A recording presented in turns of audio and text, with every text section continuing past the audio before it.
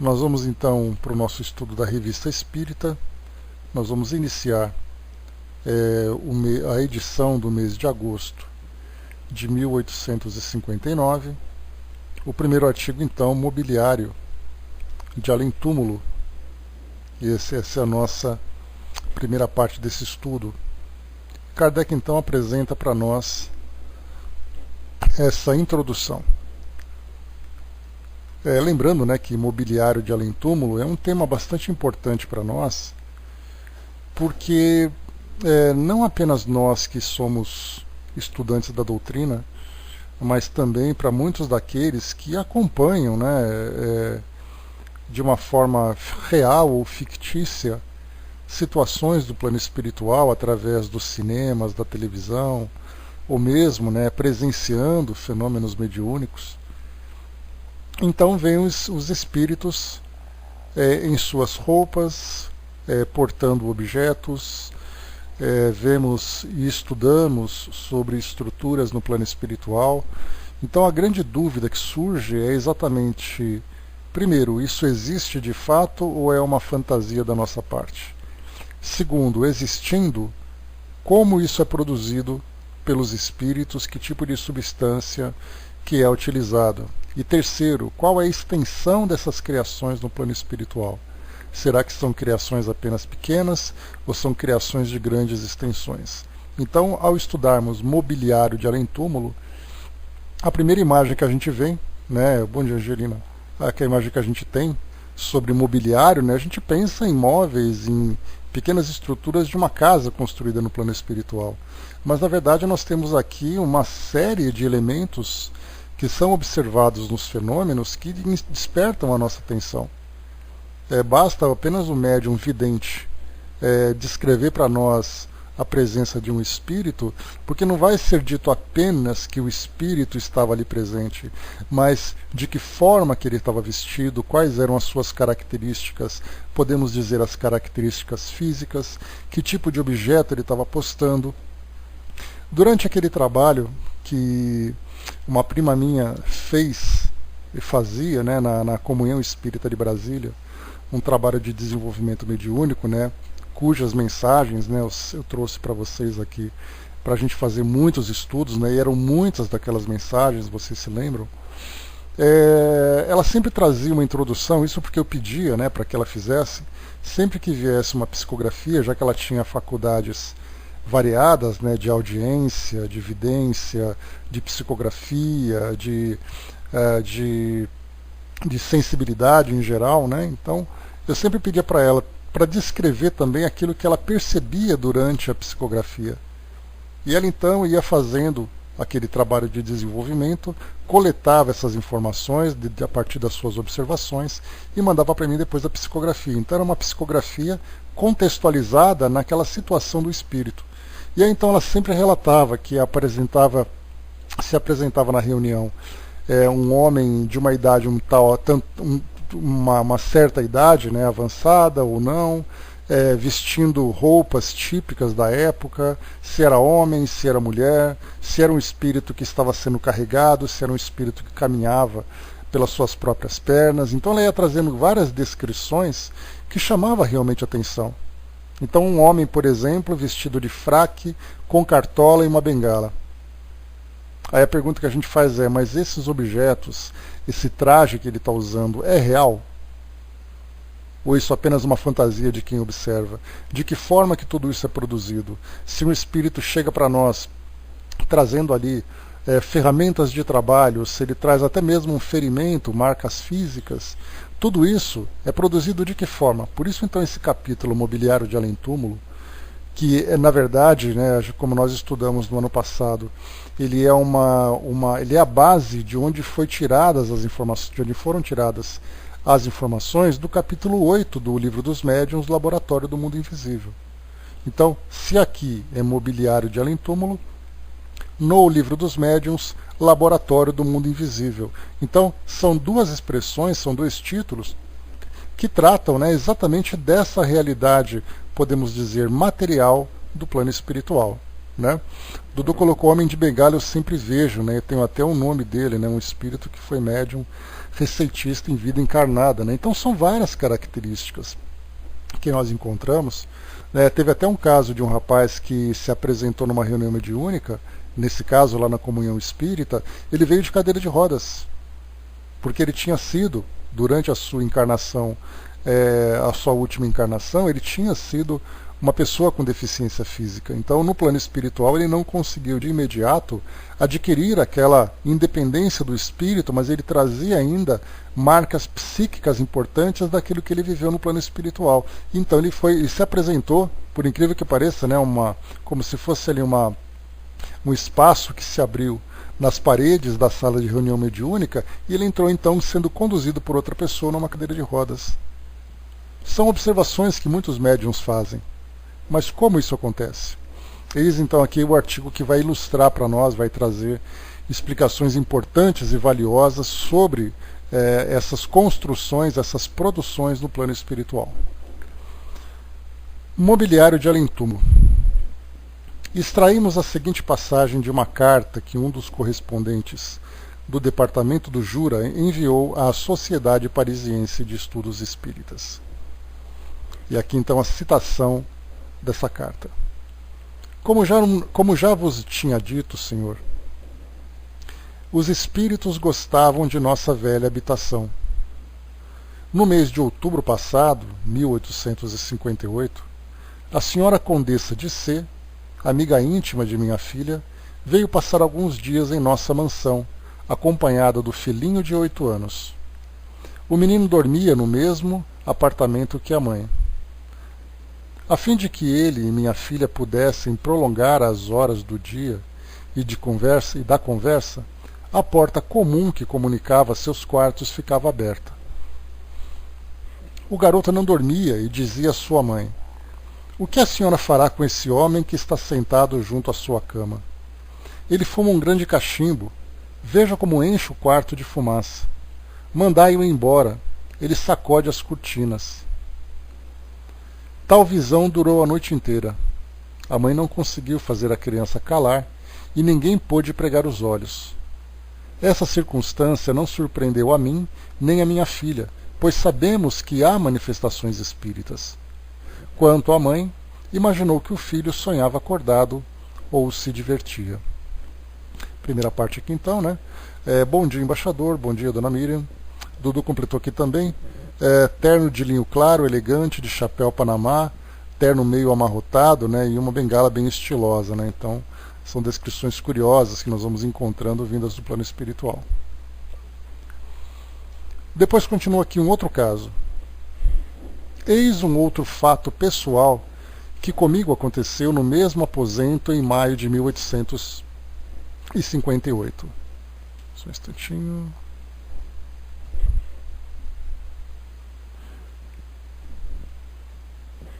É a aparição de um espírito de uma pessoa viva, que ficou muito admirada por ter vindo me visitar. Eis as circunstâncias.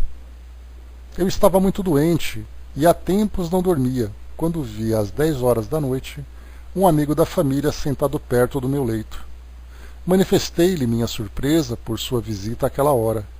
Disse-me ele: "Não fale, venho velá-la. Não fale, é preciso dormir." E estendeu a mão sobre a minha cabeça. Abri os olhos várias vezes para saber se ele ainda estava lá, e de cada vez me fazia sinal para fechar e calar-me, para os fechar e calar-me. Ele girava uma caixa de rapé entre os dedos e de quando em quando tomava uma pitada como o fazia costumeiramente. Por fim, adormeci, e ao despertar a visão havia desaparecido. Diferentes circunstâncias me provavam que no momento dessa visita inesperada eu estava perfeitamente acordada e que aquilo não era um sonho. Quando de fato me visitou pela primeira vez, apressei-me em agradecer-lhe. Trazia a mesma caixa de rapé e ao escutar-me estampava o mesmo sorriso de bondade que eu notara quando me velava. Como me garantiu não ter vindo, o que aliás não me foi difícil acreditar, porquanto não teria havido nenhum motivo que o impelisse a vir a tal hora passar a noite junto a mim, compreendi que apenas o seu espírito tinha vindo me visitar, vindo visitar-me, enquanto seu corpo repousava tranquilamente em sua casa.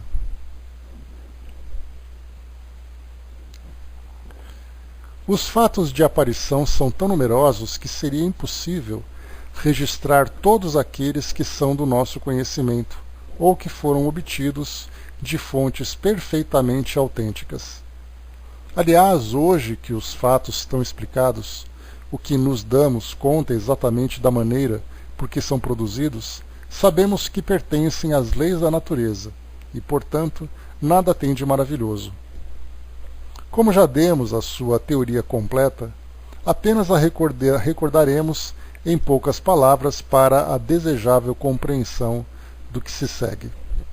Aqui então, só para lembrarmos, esse texto, como eu disse para vocês, foi a base do capítulo número 8, confirmando aqui, do capítulo número 8, Laboratório do Mundo Invisível. E temos aqui também do capítulo número 7, trazido por Kardec, que é a referência desse caso da aparição de pessoas vivas que nós vimos, né? O capítulo número 7, Bicorporeidade e Transfiguração. É aqui o primeiro item, Aparições de Espíritos Vivos, o item número 116. Então, nesses dois capítulos, Kardec extrai desse artigo essas informações. Então nós lembramos que a Revista Espírita ela foi publicada em 1858, essa edição que nós estamos estudando no mês de agosto. O Livro dos Médiuns ele foi publicado em 1861, portanto 2 anos depois. Então é importante sempre, como eu reforço para vocês, que a gente sempre tem que lembrar que a Revista Espírita é uma fonte de informação extremamente valiosa, porque, de um modo geral, Kardec costuma publicar nas obras básicas que nós estudamos as informações de uma maneira bastante objetiva, apenas para tratar especificamente daquele assunto. Enquanto que na Revista Espírita ele explica o contexto em que a informação chegou, ele traz ali a informação de um modo muito mais completo, sem extrair detalhes que, embora não sejam relevantes para o estudo em si, para nós que estudamos, quanto mais detalhes nós tivermos, mais informações chegarem para nós, maior é o conhecimento que nós temos dos métodos que foram aplicados, da história, da circunstância daquele evento, né? Então, tudo que nós estamos estudando na Revista Espírita, Kardec então apresentou lá nos livros das obras básicas, né? Se não o artigo em si, a essência do assunto que foi tratado. É claro que outras fontes também vieram para trazer o conteúdo das obras básicas, né? Mas uma boa parte veio da Revista Espírita. Flávio colocou, né, Kardec não publicou os livros e ficou sentado esperando ver o que acontecia. Continuava fazendo suas pesquisas, né, que estão na Revista Espírita. Né? Então, é uma pena, né, Flávio? Quer dizer, uma pena, é compreensível que as casas espíritas não façam estudos sistematizados da revista, porque é um volume muito grande. Então, ela, na verdade, ela deveria ser uma fonte de consulta para estudos individuais, enquanto que na casa espírita seria apresentado, né, o conteúdo sistematizado de uma forma mais resumida, né? Por isso que foram criadas, inclusive, foram criadas as apostilas, né, do estudo sistematizado, do estudo aprofundado da doutrina espírita, que, aliás, acaba sendo o motivo de muitas reclamações, né? Pessoas que não concordam que essas apostilas sejam produzidas, que deveria ser estudada, toda a doutrina deveria ser estudada diretamente nos livros das obras básicas, só que nós sabemos que pela dinâmica do mundo atual isso acaba sendo impossível. As pessoas frequentam as instituições uma vez por semana, durante 1 hora, 1h30 por falta de horário, né? Então é muito difícil querer que todo mundo estude de uma forma detalhada todo o conteúdo doutrinário. Por isso então as instituições, assim como as federativas, né, a própria FEB também, costuma produzir esse material mais resumido. Agora, né, é importante a gente sempre lembrar, como estudante, como acontece numa universidade, por exemplo, você vai estudar aquela matéria essencial e depois as pesquisas ficam por sua conta. E aí então você vai ter aquele que é o bom aluno ou o mau aluno, né? Aquele mau aluno que pega apenas aquele resumo e já fica satisfeito com isso, e aquele bom aluno que se aprofunda nos estudos. Então é compreensível que tem essa dificuldade para transmitir todo esse conhecimento, né? E a gente vai fazendo aqui a nossa parte, tentando explorar, né, da melhor forma possível todo esse conteúdo que é apresentado para todos nós. Então por isso nós vimos, né, 2 anos depois, Kardec então utilizou essas informações. Voltando aqui então, ele diz assim: além do envoltório corporal exterior, sabemos que o espírito possui um outro, semimaterial, a que chamamos perispírito. Mais uma vez lembrando, né, que para nós, né, dizer que esse corpo fluídico é chamado de perispírito é uma coisa que para nós é tão óbvia que fica muito simples. Só que a gente tem que lembrar que nessa circunstância, em 1859, a doutrina espírita estava sendo apresentada. Em 57 veio ali a primeira edição do Livro dos Espíritos, 58 a fundação da sociedade, 59 a publicação da revista. Então ninguém nunca tinha ouvido falar disso tudo.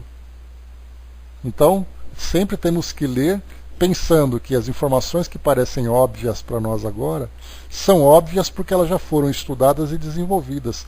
Mas na época as pessoas compraram a revista espírita esperando sair nas bancas, sair nas livrarias. E tudo aquilo que era apresentado era algo que era curioso, esperado, né, com aquela expectativa toda. André colocou, né, e a maioria não gosta, não tem o hábito do estudo, né? Infelizmente a gente encontra isso também, nessa dificuldade de querer aprofundar, né? Mas nós que não temos nada com isso, né, Andréia? A gente vai em frente. A morte nada mais é do que a destruição do primeiro, em seu estado errante, ou seja, né, a morte destrói o corpo exterior. E depois o espírito então tem o seu envoltório, que é o perispírito, né? Lembrando mais uma vez a origem, né? Peri é um prefixo que significa aquilo que está em volta. Então nós temos o perispírito, nós temos o pericárdio, nós temos a periferia. Então é aquilo que está em volta. Então é um neologismo criado por Kardec, já que o espírito, né, nunca foi observado com alguma coisa que o envolve. Então ele criou essa palavra perispírito, juntando ali o prefixo com, né, a palavra radical aqui, que é o espírito. Em seu estado errante, mais uma vez aqui também vale um comentário, lembrando que erraticidade, que nós costumamos usar, não é um local, é um estado. Então o estado errante, o estado de erraticidade, que significa aquele período em que o espírito se encontra fora do mundo material, aguardando, né, ali fazendo a preparação para o seu retorno ao mundo físico. Então nós dizemos assim, ele estava na erraticidade. Não, a condição dele era uma condição errante, era uma condição de erraticidade.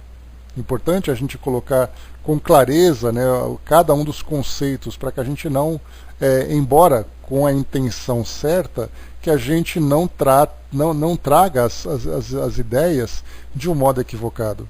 Então, o estado do espírito é errante, não o local onde ele está, que é a erraticidade. Bom dia, mami. Em seu estado errante, o espírito conserva... Pois é, mas é comum, né, Flávio? Assim como a gente tem o hábito, né, inclusive eu utilizo essa expressão, de falar sobre a espiritualidade amiga. Espiritualidade também é uma condição. A gente tem que dizer os espíritos amigos, né? E não a espiritualidade, porque espiritualidade não é alguém. E a mesma coisa também você falar sobre as minhas vidas passadas. Você não tem vidas passadas, você só tem uma vida. Você pode falar sobre experiências, sobre reencarnações, sobre vivências, mas não vidas passadas. Quem eu fui na minha vida passada? Eu fui eu mesmo, porque eu só tenho uma vida, eu continuo sendo eu. Mas eu assumi personalidades diferentes, eu tive vivências e experiências diferentes. Então são várias palavras que a gente vai corrigindo, né?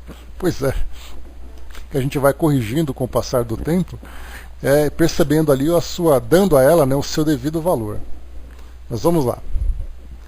Conforme as expressões forem surgindo e eu for lembrando, e também não cometer o deslize de usá-las indevidamente, né, eu vou tentando aqui apresentar para a gente poder analisar. Em seu estado errante, o espírito conserva o perispírito, que constitui uma espécie de corpo etéreo, invisível para nós em seu estado normal. Aqui, mais uma vez, um corpo etéreo. A expressão etéreo vem de éter. Então, quando a gente tem, por exemplo, os 4 elementos da natureza, terra, água, fogo e ar, você tem um 5º elemento, que é esse elemento imaterial, que é o éter. Então, quando se fala em corpo etéreo, significa que você fala de um corpo que não é constituído da matéria natural que nós temos no mundo físico, mas é o corpo feito de uma matéria especial, de uma matéria diferente. Então, éter foi a expressão que foi utilizada. E é uma expressão bastante antiga, Se eu não me engano, os próprios gregos já utilizavam essa expressão. Mas ainda assim, era uma palavra que foi uma palavra criada para explicar aquilo que era inexplicável. Porque para você falar de um fluido que você não tem paralelo aqui no mundo material, você cria na condição de hipótese. Então você fala, o éter é onde o espírito vive, é a matéria com que o corpo do espírito é feito. Tá, mas o que é exatamente? Não sei. Eu posso dizer o que ele não é, mas o que ele é eu não sei. Ele não é fogo, ele não é água, não é ar e não é terra. Então ele é alguma coisa que ainda é desconhecido.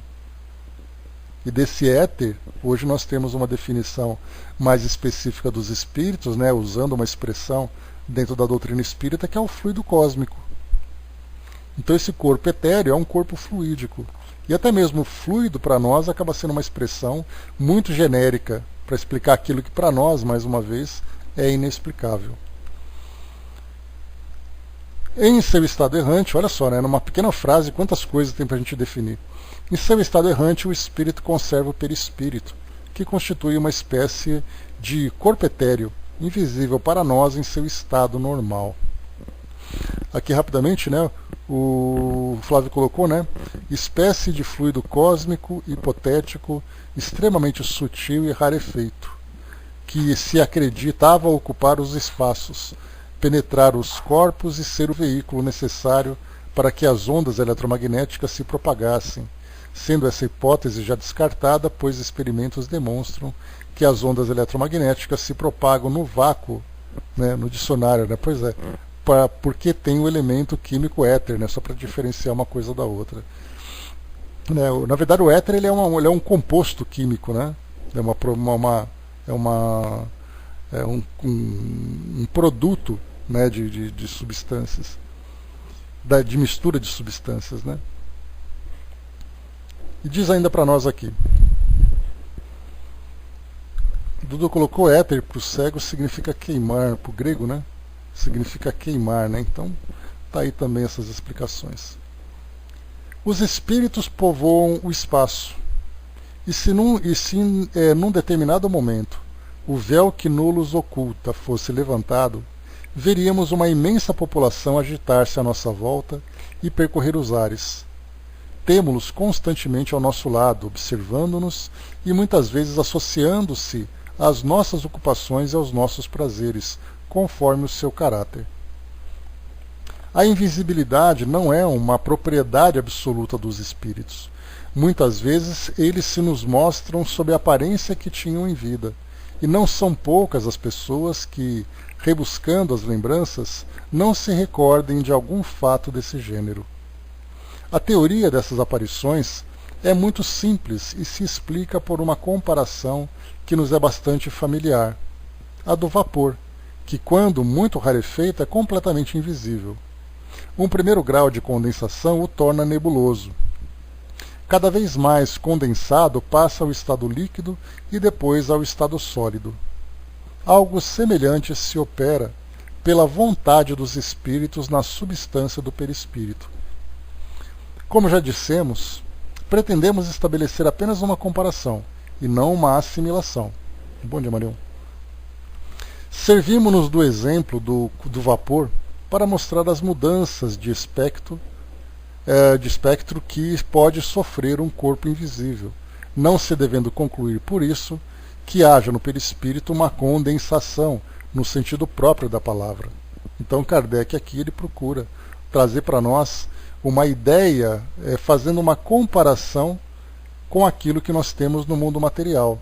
Mas é apenas a título de ilustração, que é exatamente aquilo que nós já conversamos anteriormente, da grande dificuldade que os espíritos têm de descreverem para nós situações que são observadas, né, no plano espiritual e que não tem comparação com o mundo físico. Então eles procuram fazer ali um paralelo e nós acabamos levando ao pé da letra. E aí então a gente acaba atribuindo, né, a esse elemento que foi descrito uma fantasia por parte do espírito e não uma realidade. Quando eles falam, por exemplo, né, caminhei por uma passagem que tinha um piso leitoso. Ou seja, o máximo que ele conseguiu trazer para nós de comparação foi algo comparado com leite, mas não quer dizer que seja um piso formado com leite. E assim vai, né? Então a gente vai trazendo comparações para poder fazer aqui uma interpretação. Mas temos que tomar bastante cuidado para não levarmos isso ao pé da letra.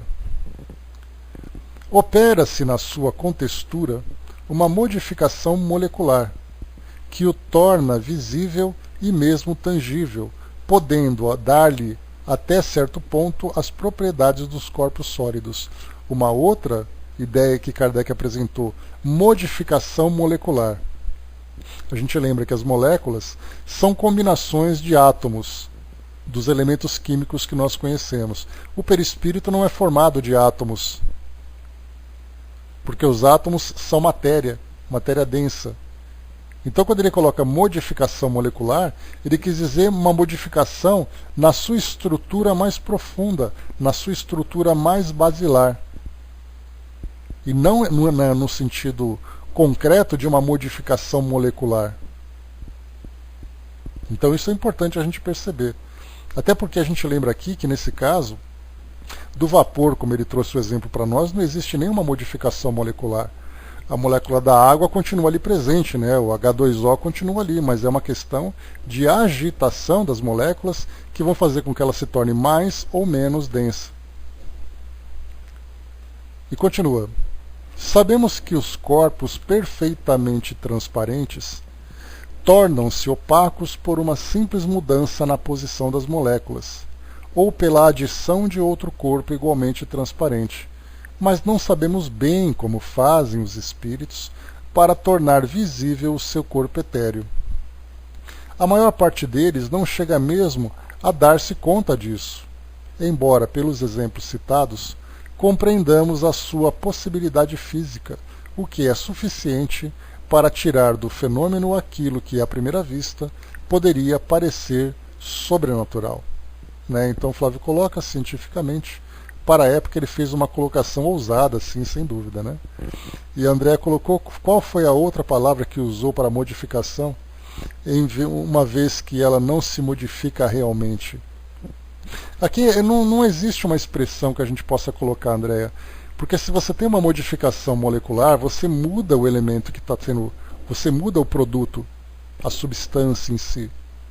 Então, na verdade, você pode mudar a sua, por exemplo, no caso do vapor, você muda, né, a sua agitação, que ela vai se tornar mais agitada ou menos. Né? Agora, no caso de uma mudança molecular, você muda a própria estrutura da substância. E aqui um outro ponto também interessante que Kardec coloca, primeiro que ele disse que não se sabe, não sabemos bem, ou não sabemos nada, né, poderia dizer, como os espíritos se tornam visíveis ou invisíveis. E segundo, outro ponto importante, a maior parte deles não chega mesmo a dar-se conta disso.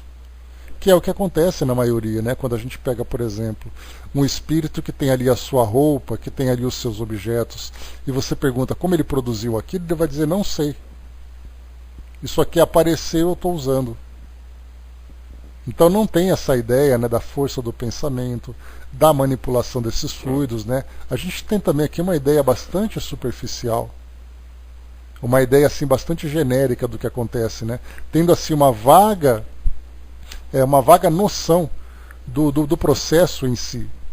Então, na verdade, assim, só os espíritos mais esclarecidos são capazes, né, de trazerem para nós uma explicação clara desse processo todo. Duda colocou, né, o ectoplasma seria um processo para que essa aparição fosse melhor visualizada ou não, porque às vezes o tom da cor varia de clarinho para amarelo barrento, claro, né? Nesse caso, Dudu, a gente lembra que o ectoplasma ele é uma substância que faz com que o espírito tenha uma aparição física. Nesse caso, a gente pode colocar como as sintonias, por exemplo, de um médium vidente perceber o espírito, mas as pessoas próximas não.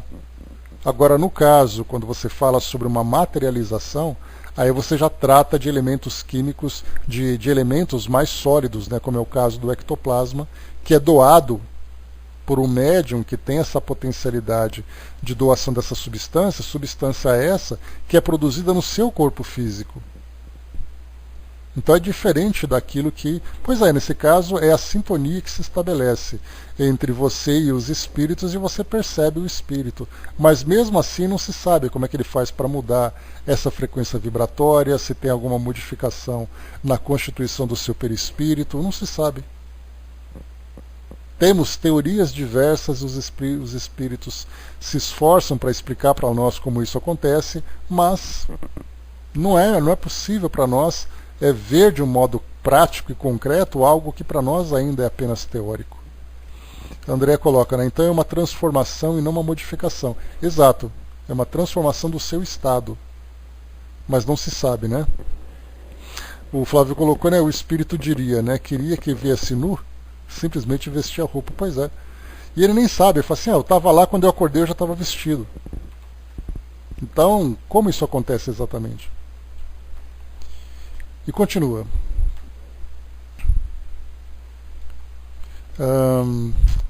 Pode, pois, o espírito operar quer por simples modificação íntima, quer assimilando uma porção de fluido estranho que altera momentaneamente o aspecto do seu perispírito.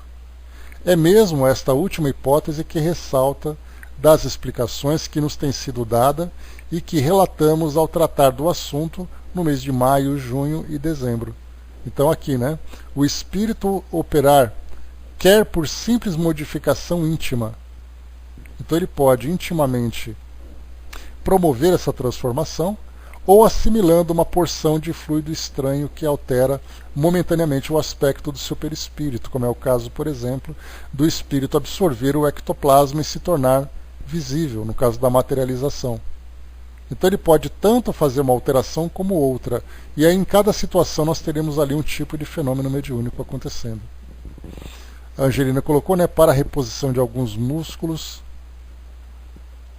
apresenta um branco leitoso, né, no caso do ectoplasma, né, exatamente que no caso é a materialização. Até aí não há nenhuma dificuldade no que concerne a personalidade do espírito. Sabemos, no entanto, que eles se apresentam com vestimentas cujo aspecto mudam à vontade. Muitas vezes até possuem certos acessórios de toilette, joias, etc. Nas duas aparições que citamos no início, uma tinha um cachimbo e produzia fumaça. A outra possuía uma caixa de rapé e tomava pitadas. E notai bem o fato de que esse espírito pertencia a uma pessoa viva, e que sua tabaqueira era em tudo semelhante à que lhe servia, a de que se servia habitualmente, e que ficara em sua casa. O que significaria essa caixa de rapé, esse cachimbo, essas vestimentas e essas joias? Teriam os objetos materiais terrenos uma representação etérea no mundo invisível? A matéria condensada que forma tais objetos seria uma parte quintessenciada que escapa aos nossos sentidos? Mais uma vez aqui, mais uma expressão para a gente lembrar. Quintessenciada é a quinta essência. Mais uma vez a gente entra, né, naqueles 4 elementos, terra, fogo, água e ar, e aí você tem o quinto elemento, ou a quinta essência, que é essa matéria, que é o éter, que é essa substância fora do mundo material. Então é chamado de uma matéria quintessenciada, que é também uma expressão que a gente precisa lembrar. Eis aí um imenso problema. cuja solução pode dar a chave de uma multidão de coisas até então inexplicadas. E é essa tabaqueira que nos põe no caminho, não apenas desse fato, mas do fenômeno mais extraordinário do Espiritismo, o da pneumatografia, ou escrita direta, de que falaremos em seguida. Então, lembrando que a escrita direta ou pneumatografia, nós estudamos no domingo, lá na Sala Espiritismo Net Brasil, né, o Flávio, quando nós estávamos ali conduzindo o estudo da apostila Mediunidade, Estudo e Prática, o Flávio desenvolveu o trabalho sobre pneumatografia. Então, a pneumatografia, a materialização de um objeto, tudo isso tem sentido. O Flávio colocou nessas modificações da matéria, são interessantes, né? O grafite, o carvão e o diamante são essencialmente o mesmo elemento, o carbono. Por que são diferentes? Condições que foram submetidos de temperatura e pressão, né? Então, essas modificações, né, no estado da matéria, mas a sua essência acaba sendo a mesma. Dudu colocou outra pergunta, né? Se o ser humano tem o seu tipo fluídico e o animal, acredito que outro ou não, por que eu vejo um animal desencarnado com o seu mesmo corpo quando vivo, quando seus pelos, bigodinhos e às vezes até coleira com sua medalhinha? A vidência não diferencia se é homem ou animal? Na verdade, Dudu, é aquilo que a gente sempre comenta, né? A diferença da constituição espiritual do animal para o homem é apenas a sua complexidade. A essência acaba sendo a mesma. Então, na verdade, você vai perceber, se você percebe um animal no plano espiritual, um animal desencarnado, como um ser humano desencarnado, você está vendo, na verdade, os dois. A complexidade que nós temos desses dois seres é na sua evolução espiritual. Mas as substâncias são as mesmas. Você não vai pegar, por exemplo, diferente de você pegar o sangue animal e o sangue humano. Ali você vai encontrar elementos que são diferentes. Mas no caso do perispírito, a substância é a mesma. Você não tem ali uma porção de perispírito animal e uma porção de perispírito humano. Então a sua percepção é a mesma. A forma como isso é criada pode ser também a mesma. A diferença é que a capacidade que o ser humano tem de manipular o seu pensamento, através do seu pensamento, essas substâncias, é aquilo que os animais não têm. Mas ainda assim nós entramos numa questão de condicionamento, porque o animal fica condicionado àquela imagem que ele, vamos dizer assim, que ele se reconhece. Não que ele tenha consciência de si mesmo, porque o seu intelecto ainda não chegou nesse ponto. Ou se chegou, é de uma forma ainda bastante primitiva, bem no início ainda do seu desenvolvimento. Mas os elementos são os mesmos. É o mesmo princípio, porque do contrário, se nós temos esse entendimento de que o princípio inteligente na condição animal evolui até chegar na condição humana, a gente vai imaginar então que ele tem a necessidade, se fossem dois elementos diferentes, dois seres diferentes, com constituição diferente, haveria necessidade de uma transformação nesse processo. E quando nós estudamos de uma forma linear o início desse princípio inteligente e até chegar na condição humana, é uma evolução contínua numa mesma linha evolutiva. Então, exatamente, não há essa mutação. Ele continua no mesmo processo, com agregamento de outros elementos, né, com uma estrutura diferente a princípio, mas o processo é o mesmo, tanto materialmente como intelectualmente também. Nós chegamos a falar antes de ontem, nessa semana, conversando sobre isso, que os mesmos sentimentos que nós temos hoje, eles começaram de uma forma germinativa nesses seres dos reinos inferiores. Então, o intelecto, a razão, os sentimentos, as emoções, tudo começa lá atrás. Ele apenas vai se transformando, né, para condições mais complexas. Então a mesma percepção que você tem de um desencarnado, você vai ter do encarnado. A forma como esse processo acontece, do animal, por exemplo, ter essa mesma aparência, a gente supõe, aí já é uma suposição que a gente tem, uma dedução também, podemos colocar assim, acaba sendo pelo condicionamento mental que ele tem. Pelo fato de ter reencarnado naquela espécie, de ter vivido durante aquele tempo naquela espécie, ele simplesmente se condiciona a se apresentar daquela forma também. Aí você colocou Tem ali a parte da coleira e tem a parte da medalhinha. Como isso aparece? Pode ser um condicionamento? Pode, não sabemos. Mas a resposta mais clara que a gente pode dar é a questão do condicionamento mental. Vem do mesmo fluido cósmico universal do Hermes, exatamente. É a mesma substância fluídica que nós temos aqui. Flávio coloca, né, é só pensar no corpo físico, né? Os mesmos órgãos físicos do corpo humano existem no corpo dos animais, embora com forma diferente. Mas estão lá, coração, pulmão, glândulas, o processo metabólico. Então, são vários detalhes biológicos que podem ter essa diferença, mas a essência fluídica deles é a mesma.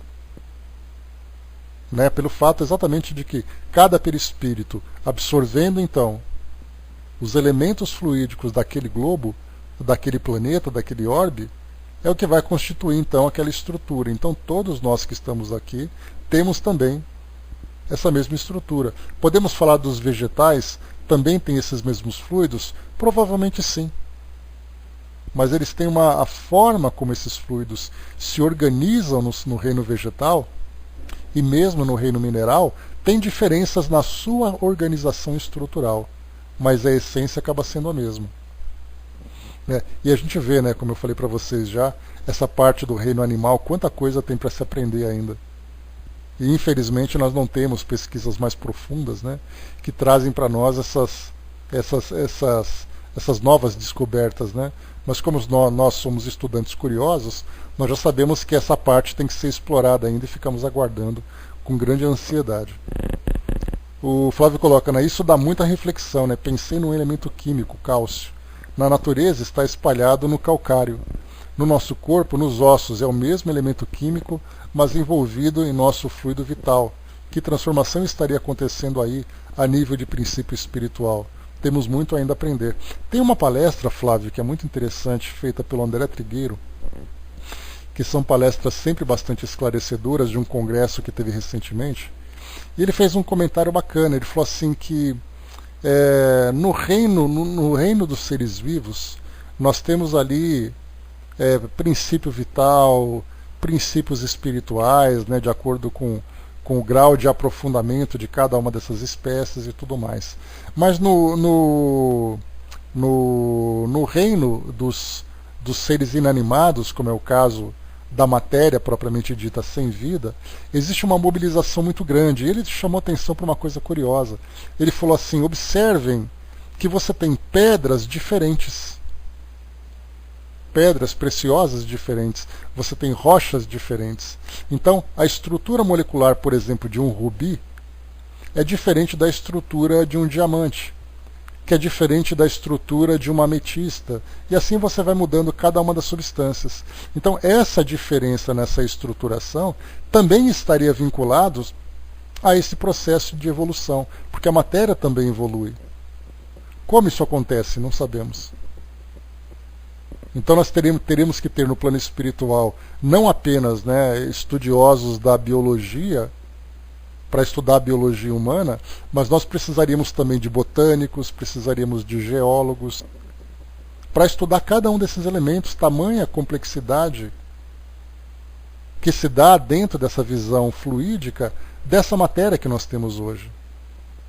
E aí dá para perceber como nós estamos distante do mínimo conhecimento sobre aquilo que nos envolve, aquilo que está à nossa volta.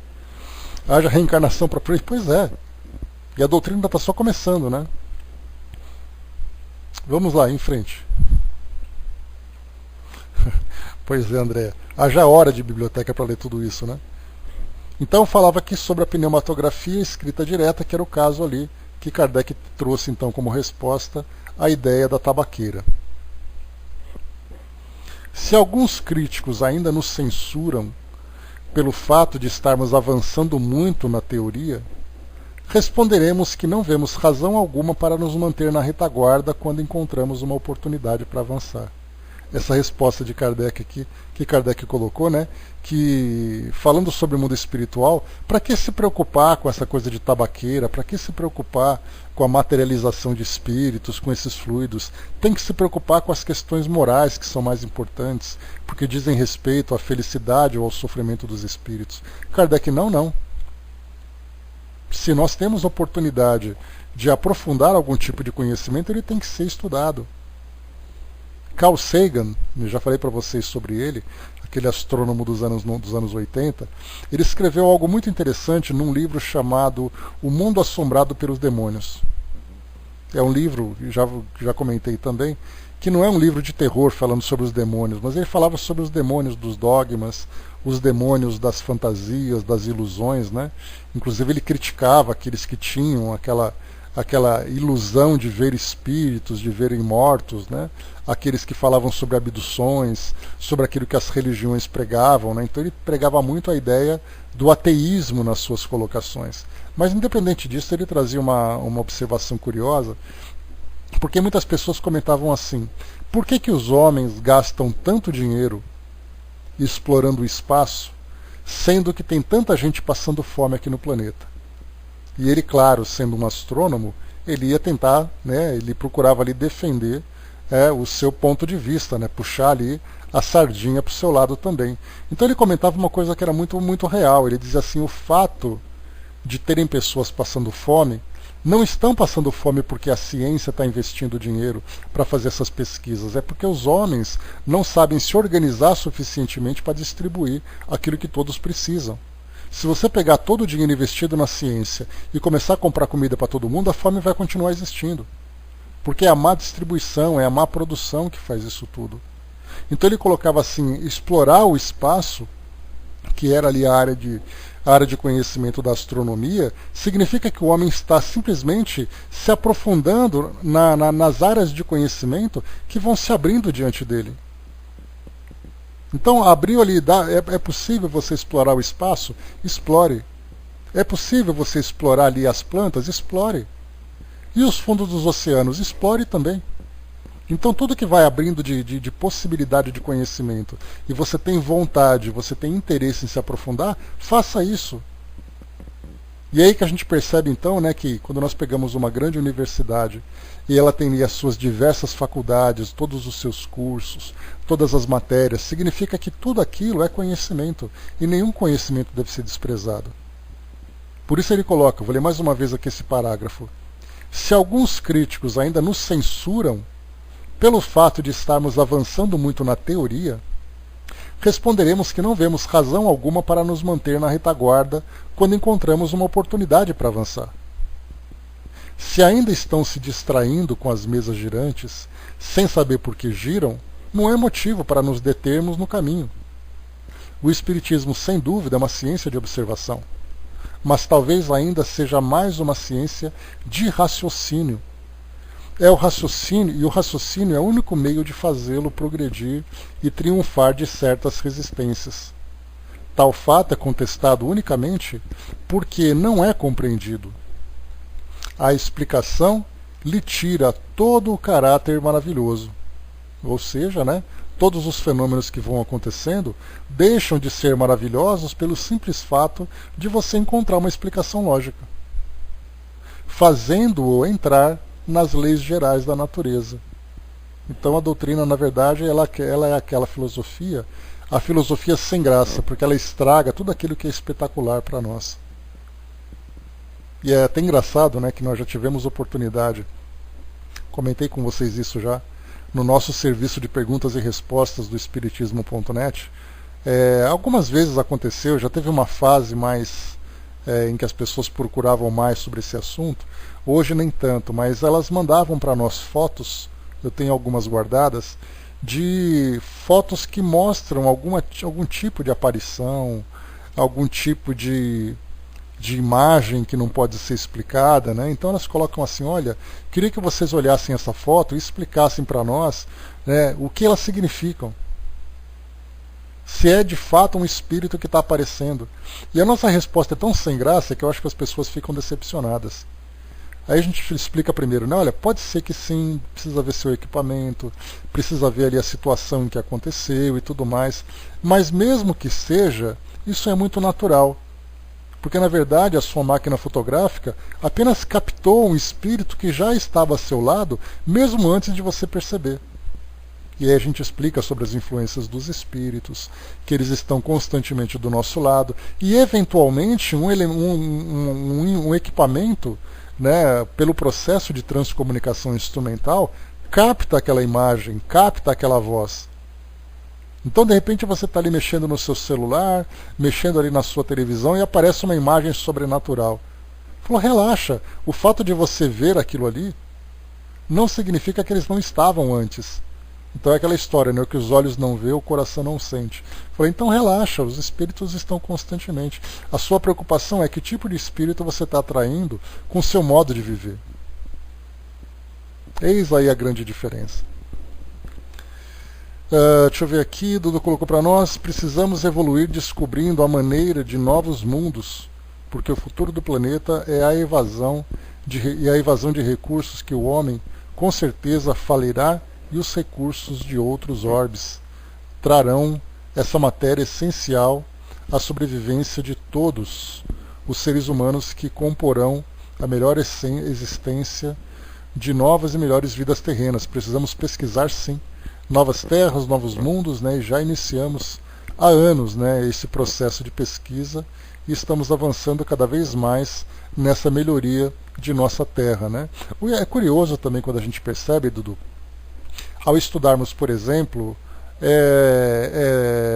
dissertações em muitos mestrados, teses que são apresentadas em doutorados, né, em pós-doutorados, livres docências e assim outros cursos, né? E o curioso é que quando a gente lê o título de um trabalho, de uma tese de doutorado, por exemplo, num doutorado, a gente olha assim e pergunta, meu Deus, mas para que isso?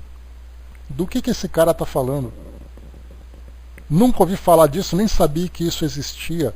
Na verdade, agora então a gente fica sabendo que existia.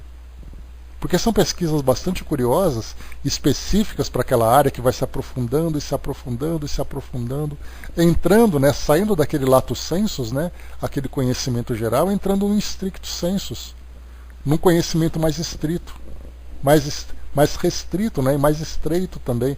Então, quer dizer, o conhecimento você vai aprofundando, aprofundando, aprofundando, e nós vemos isso exatamente nesse doutorado, que é onde alguém aprofunda o conhecimento num ponto específico daquela área de conhecimento. Então, para nós que somos leigos, nós dizemos assim, mas para que serve isso? Quem fez sabe para que serve. Então pode não ter utilidade para nós, mas para a ciência de um modo geral, qualquer conhecimento que se adquire é um avanço que nós temos. E agora nós estamos estudando então sobre o mundo espiritual. Muitas pessoas poderiam dizer, mas para que você se preocupa em ficar estudando essas coisas de espíritos com tantos problemas aqui no mundo físico? O fato de nós termos aqui a necessidade de ampliar o nosso conhecimento no mundo físico não significa que eu tenho que me limitar a esse conhecimento. Então eu me aprofundo no conhecimento do meu interesse, que é o mundo espiritual. E aí então esse conhecimento sempre vai ser mais amplo e cada vez mais profundo, né?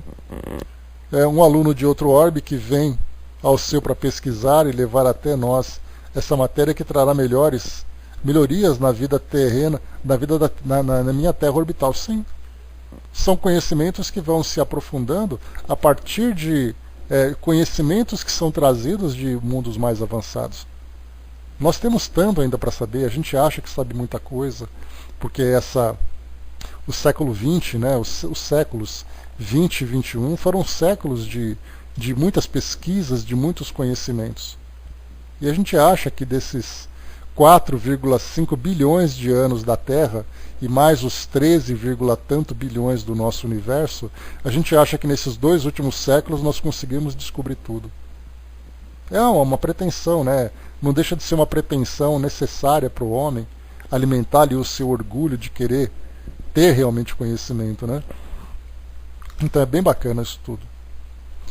Vamos lá conhecendo aqui então para nós. Eis porque vemos diariamente pessoas que nunca viram e creram simplesmente porque compreenderam, enquanto outras viram e não creem porque não compreendem. Fazendo entrar o Espiritismo no caminho do raciocínio, nós o tornamos aceitável para aqueles que querem conhecer o porquê e o como de todas as coisas. Olha só que interessante, né? fazendo o Espiritismo entrar no caminho do raciocínio, nós o tornamos aceitável para aqueles que querem conhecer o porquê e o como de todas as coisas. E o número destes é grande desse século, pois a crença cega já não faz parte dos costumes. Ora, se não tivéssemos senão indicado a rota, já teríamos a consciência de haver contribuído para o progresso dessa nova ciência, objeto de nossos constantes estudos. Mas voltemos à tabaqueira. Então Kardec deu essa volta toda para falar sobre a importância, né, dos nossos estudos, das investigações e tal. Agora então vamos aprofundar.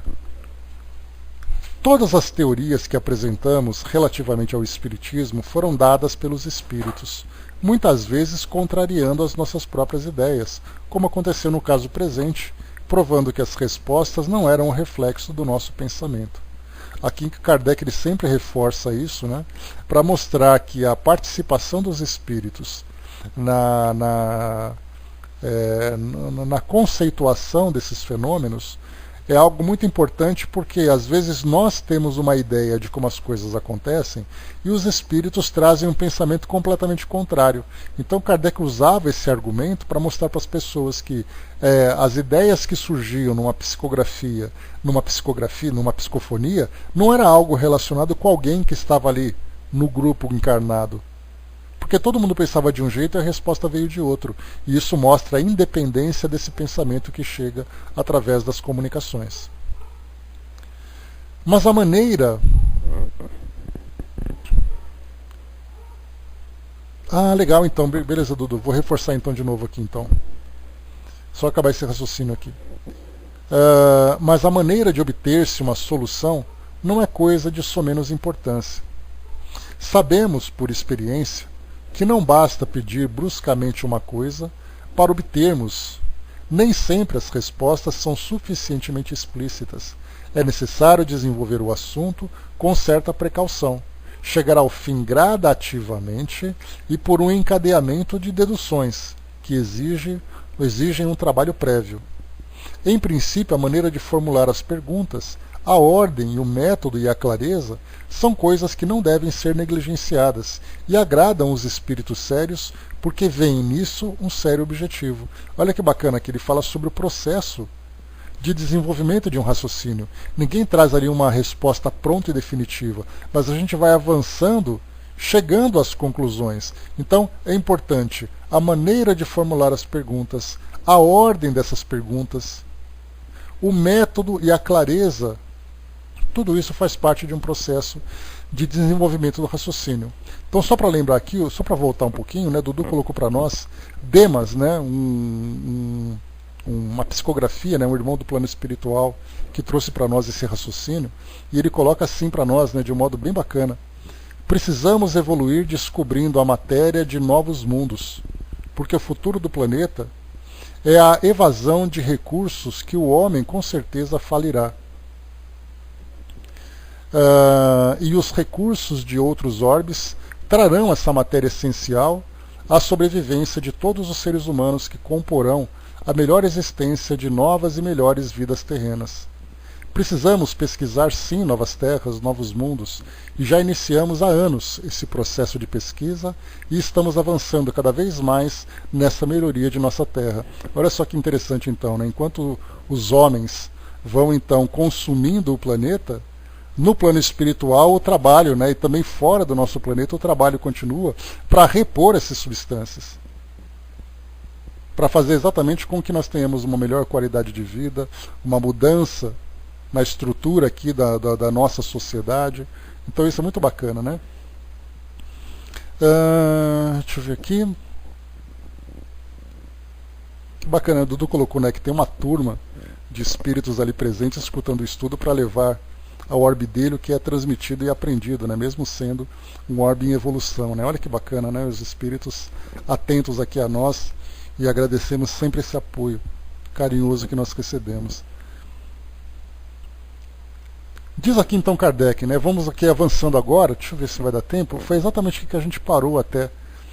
Eis a conversa que tivemos com o espírito São Luís a propósito da tabaqueira com vistas à solução do problema da produção de certos objetos no plano espiritual.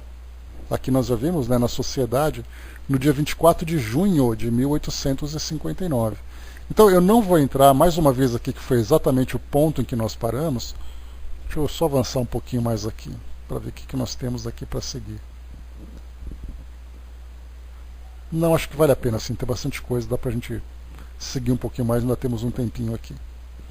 Então, lembrando que essa conversa aqui, ela foi publicada lá no Livro dos Espíritos, quando Kardec trata do laboratório do mundo invisível, né? Então, vamos lá. Isso eu falava para vocês, né, a respeito da constituição geológica do nosso planeta, dos elementos químicos, das estruturas que nós encontramos aqui. E aí nós entramos num outro ponto que acaba sendo também negligenciado de nossa parte, que é exatamente as energias que são emitidas por esses elementos. Então não são raras as vezes que nós lemos sobre o plano espiritual, dos espíritos falando sobre coleta de fluidos na natureza, essas terapias que são utilizadas aqui no nosso mundo, terapias que são consideradas esotéricas e até cientificamente improváveis, né, como é o caso, por exemplo, cristalterapia, falarmos sobre fluidoterapias, falarmos sobre aromaterapia, musicoterapia, são aquelas terapias que para nós, a princípio, parecem ser meio malucas, né? Mas aí então, quando a gente tira do nosso preconceito, então, né, essa barreira, e começamos a olhar especificamente sobre as possibilidades das energias que nos envolvem. Então nós temos algumas escolas espiritualistas que utilizam essas energias, como é o caso, por exemplo, da Umbanda, que trabalha bastante com a natureza. Nós temos hoje outros grupos considerados esotéricos que também trabalham com isso, e que para a ciência, de um modo geral tradicional, o que vale é um comprimido, é uma injeção, é uma cirurgia e pronto.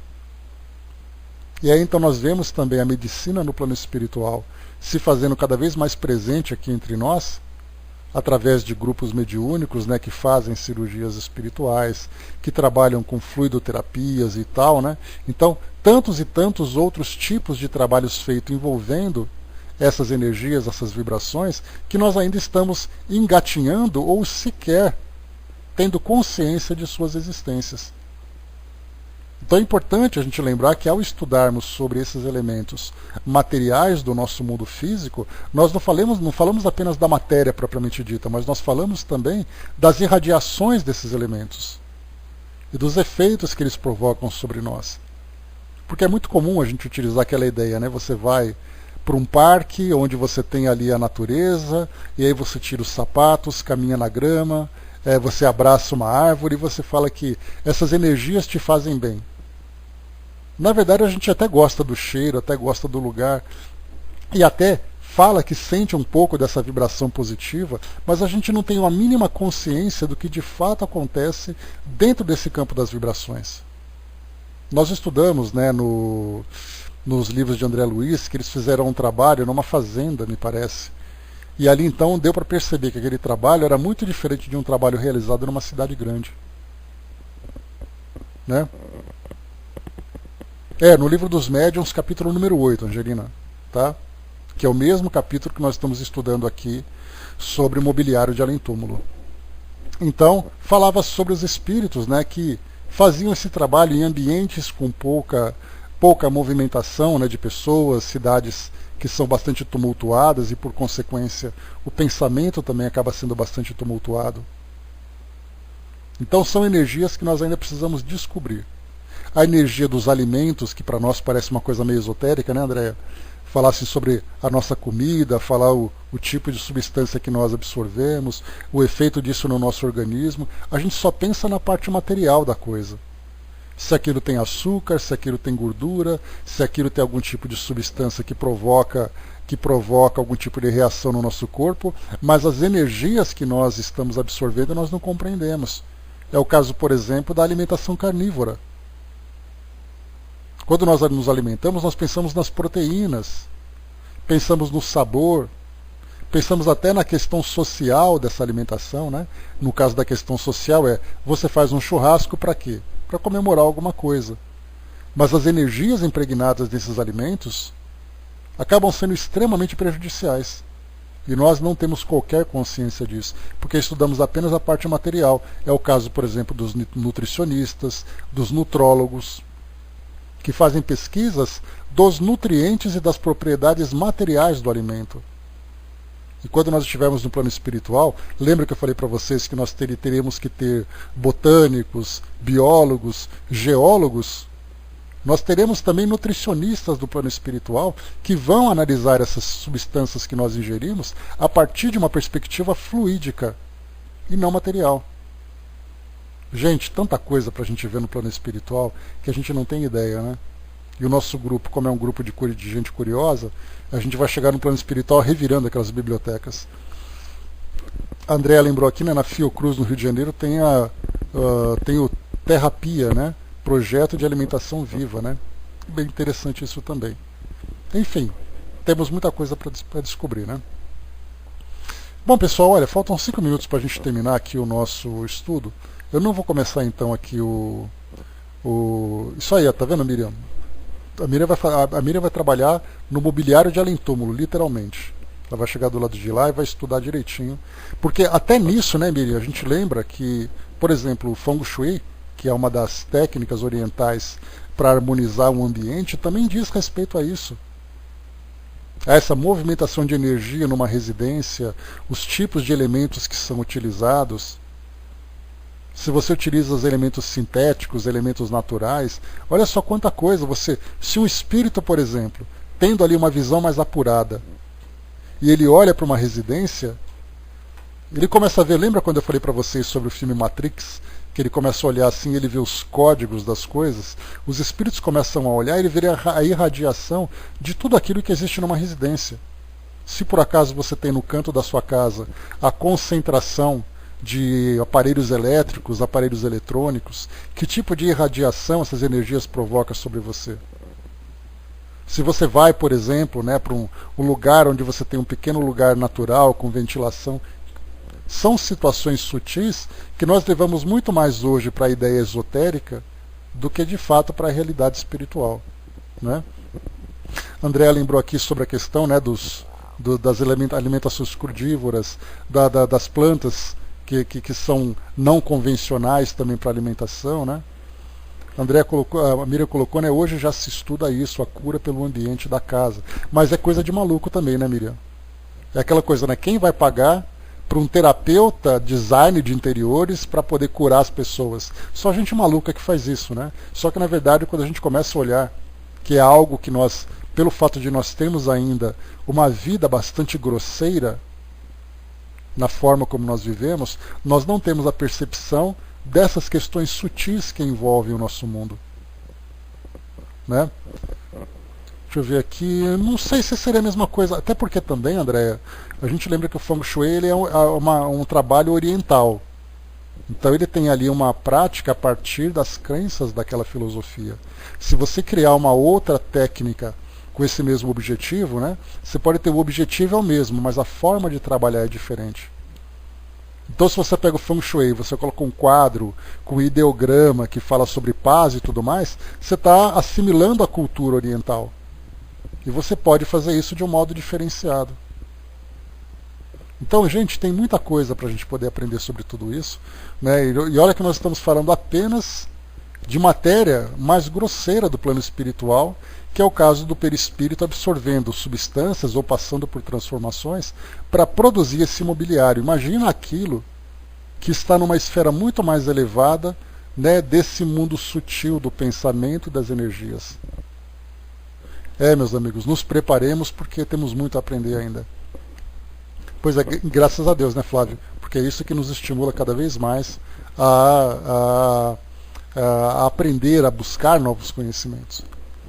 Dudu colocou, minha namorada usa isso, né? Realmente eu sinto um ambiente mais legal e limpo, né? Então é todo um trabalho que é feito desde aquilo que é feito fora de nós, exteriormente, como aquilo que é feito interiormente também. São transformações que, para nós ainda, são transformações que funcionam numa via dupla.